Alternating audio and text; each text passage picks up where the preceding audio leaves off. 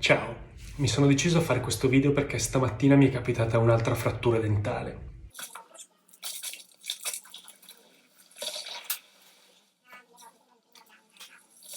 La frattura dentale è un evento traumatico che porta spesso all'estrazione del dente e nell'ultimo anno c'è stato un preoccupante aumento di queste fratture.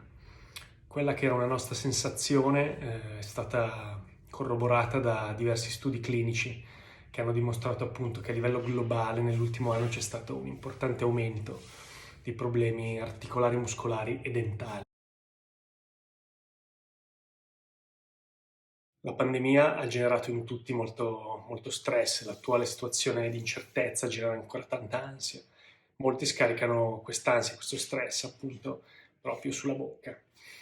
Quindi se ti capita mai di svegliarti con un senso di indolenzimento a questo livello, eh, con una strana sensibilità dentale oppure appunto un affaticamento muscolare, ti invito a fissare una visita al più presto per verificare insieme lo stato di salute della tua bocca.